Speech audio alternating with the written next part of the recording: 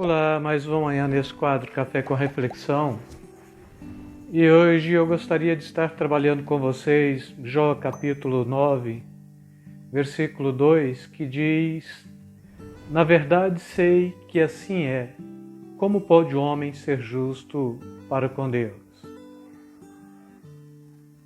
Quando a gente pega cronologicamente falando a Bíblia, não por assunto, mas por cronologia mesmo, Jó ele é o livro mais antigo da Bíblia. Então, o primeiro livro escrito na Bíblia foi o livro de Jó, e esta é uma das perguntas que talvez seja a pergunta de mais relevância que uma pessoa pode fazer acerca da sua própria consciência de justiça. Como pode o homem ser justo para com Deus? E quando nós paramos para questionar este conceito justiça, não é? Parece-nos que é muito vago, porque se eu chegar em qualquer pessoa, em qualquer cidadão, em qualquer cidadã, jovem, adolescente, perguntar: você é uma pessoa justa? A resposta sempre será afirmativa: sim, eu sou uma pessoa justa. Mas quando Jó ele está fazendo esta pergunta, ele está fazendo esta pergunta não no contexto estritamente sociológico, mas ele está fazendo esta pergunta como um homem que está inquirindo as coisas de Deus e que de fato está buscando qualquer conceito acerca daquilo que a gente traz como sendo processo de salvação para com Deus. E quando a gente vai trabalhar este conceito justiça, biblicamente falando, por justiça significa o estado de estar certo com Deus, em conformidade com o padrão e com a regra imposta por Ele. Um homem justo, portanto, é um homem cuja vida está alinhada com a vontade de Deus. Não é um homem que traz o seu bojo de realidades de justiça, ou seu conceito de justiça, e aplica isto como sendo uma verdade absoluta. Não, isto não é justiça. Isto é meramente um conceito de justiça humana, e o profeta Isaías ele está falando que a justiça humana ela é reputada como trapo de imundícia, e o conceito trapo de imundícia aqui, quando bem trabalhado, a gente vai estar trabalhando o absorvente de época, quando a mulher estava no seu ciclo menstrual, aquilo que ela usava mesmo para conter o sangue, e depois aquilo que posteriormente passava o tempo de sangramento, ela jogava fora. Então, estar justo, segundo o seu próprio ponto de vista, do ponto de vista de Deus, é trapo de imundícia. Estar justo para com Deus significa você estar certo com Deus. Você estar em conformidade com o padrão de Deus, com regras impostas por Ele. Um homem justo, portanto, é um homem cuja vida ela está alinhada com a vontade de Deus, e você só pode ter a sua vida alinhada com a vontade de Deus caso você tenha de fato compreensão da palavra de Deus, ou da verdade de Deus, ou da realidade de Deus expressa pela palavra de Deus, mediante o Evangelho de Jesus Cristo, principalmente no contexto dos dias atuais, porque aqui um conceito de justiça que a gente traz para os dias contemporâneos é justamente este, é a justiça do Evangelho, é a justiça, ainda tenho falado isto para vocês e durante esta semana passada na igreja, o conceito de justiça de Deus é o próprio Jesus Cristo. E aí a Bíblia está nos trazendo esta proposta da justiça de Deus como sendo graça, o favor que você não merecia, mas você teve. E Paulo ele está falando: pela graça sois salvos por meio da fé, e isto não vem de vós, é um dom de Deus, não vem das obras para que ninguém se glorie. Efésios capítulo 2, versículos 8 e 9. E o papel fundamental do contexto do Velho Testamento acerca da justiça, o papel fundamental da lei era justamente este: não de justificar o homem, mas pela justiça da lei, trazer conhecimento do pecado. Qualquer adepto da lei, qualquer pessoa que cumpriu o ritual da lei, ele sabia que era um pecador, porque a lei ela tinha esta capacidade de trazer o pecado como um alto relevo e mostrar a natureza do pecado, mostrar a consequência do pecado e a condenação do pecado. Então, a lei ela tinha um papel fundamental, apontar para o homem e acusá-lo como pecador.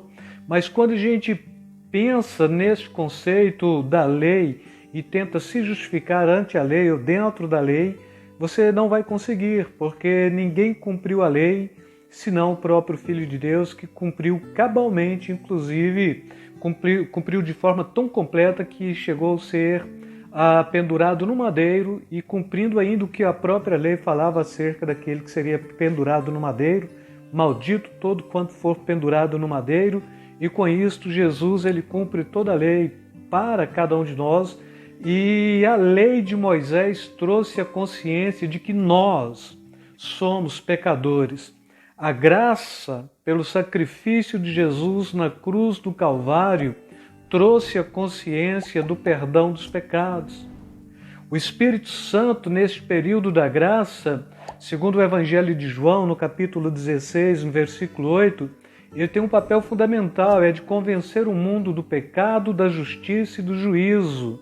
E quando a gente para analisar isso, irmãos, a igreja ela tem por função ser esta agente que proclame a justiça de Deus para a humanidade. E então é muito comum a gente perceber a igreja negando seu papel, a igreja fazendo outras coisas qualquer, menos trazendo de fato a proclamação, ou sendo o agente de proclamação da justiça de Deus, mostrando mesmo pelo Espírito Santo que habita na igreja para o mundo, que o mundo então agora tem que se ater na consciência da convicção do pecado, da justiça e do juízo. Porque todos pecaram e destituídos estão da glória de Deus, não é? E aí quando a gente fala de justiça, ser justo, e quando a gente fala de pecado, não é? O sangue de Jesus, ele nos purifica. Então Jó está perguntando como pode o homem ser justo para com Deus? A resposta é aceitando Jesus como Senhor da sua vida mesmo. E o próprio Jó, ele ainda traz uma frasezinha no seu livro, ele diz: eu sei que o meu Redentor vive e por fim se levantará dentre a terra. Mas quando falamos acerca do pecado, aí vem uma outra questão, porque a maioria de nós está mais preocupada em tentar compreender quem criou o pecado do que de fato buscar a justificação do pecado.